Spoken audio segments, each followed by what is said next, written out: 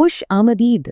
आज हम dark psychology की गहराइयों में उतरेंगे और उन 7 ताकतवर चालों को बेनकाब करेंगे जो लोग दूसरों को कंट्रोल करने के लिए इस्तेमाल करते हैं।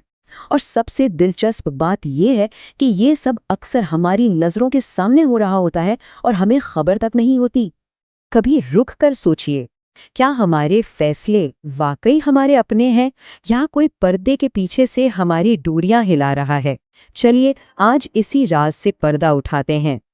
और ये सिर्फ कोई किताबी बातें नहीं हैं। सियासतदानों की तकरीरों से लेकर बड़ी बड़ी कंपनियों के इश्तहारात तक, यहाँ तक कि हमारे दोस्तों की बातों में भी ये नफ्सियाती चालें हर जगह इस्तेमाल हो रही हैं ताकि लोगों को अपनी मर्जी के मुताबिक चलाया जा सके। तो फिर तैयार हो जाइए, आइए इन पोशीदा धागों को एक एक करके खींचना शुरू करते हैं जो हमारे फैसलों को कंट्रोल करते हैं।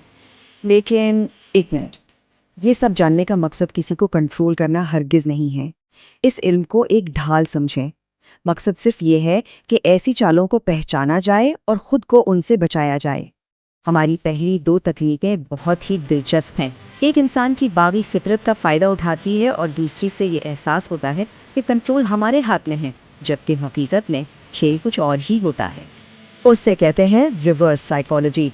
ये इंसानी फितरत है कि जब किसी को कोई काम करने से रोका जाता है तो उसका दिल वही काम करने के लिए मचल जाता है।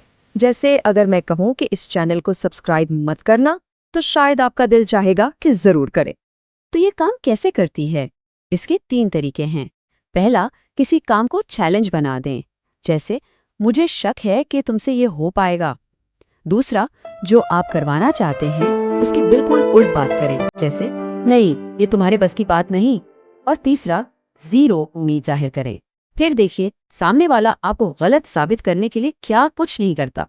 ये बहुत ही शातिराना टेक्निक है। इसमें किसी को 2 ऑप्शंस दिए जाते हैं, लेकिन दोनों का नतीजा वही होता है जो आप चाहते हैं। उसे लगता है कि फैसला उसका अपना है, लेकिन असल में फैसला तो पहले ही हो चुका होता है। मिसाल के तौर पर जब कोई दोस्त पूछता है कॉमेडी फिल्म देखी या थ्रिलर, तो ध्यान इस बात पर नहीं जाता कि फिल्म देखनी है या नहीं, बल्कि इस पर कि कौन सी देखनी है।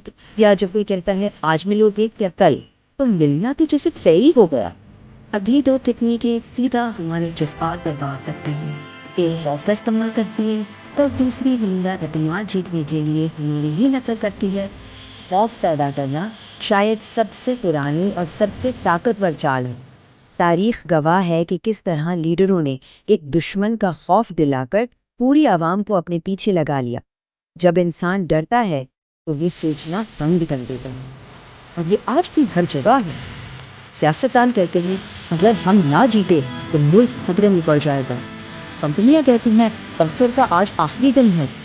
और रिश्तों में तो लव बॉम्बिंग किसी की एक मिसाल है, जहाँ पहले बेतहाशा मोहब्बत की जाती है और फिर इसे एकदम वापस लेकर खो देने का खौफ पैदा किया जाता है। हमें वो लोग पसंद आते हैं जो हमारे जैसे होते हैं। शातिर लोग इसी बात का फायदा उठाते हैं।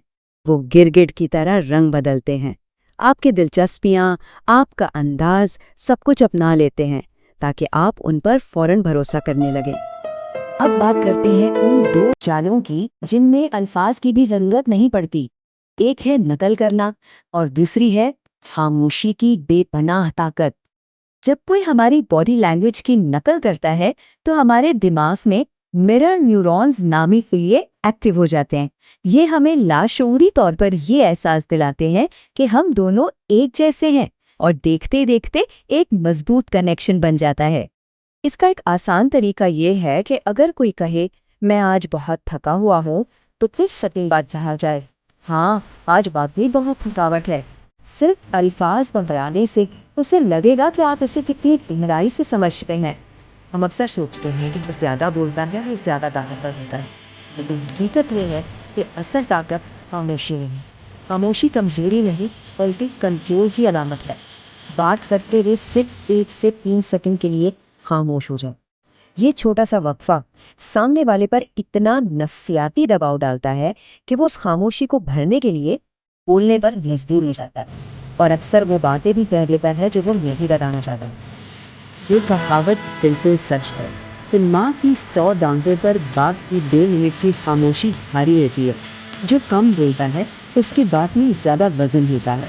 خاموشی ایک اصرار پیدا کرتی ہے جو آپ کو زیادہ طاقتور بناتا ہے۔ اور اب ہماری آخری اور ساتویں ٹیکنیک، فٹ ان دا ڈور، یہ اس بات پر مبنی ہے کہ انسان اپنے فیصلوں پر قائم رہنا چاہتا ہے۔ انسانی نفسیات ایسی ہے کہ اگر ہم ایک بار کسی چیز کے لیے ہاں کہہ دیں تو ہمارے لیے بعد میں نہیں کہنا بہت مشکل ہو جاتا ہے۔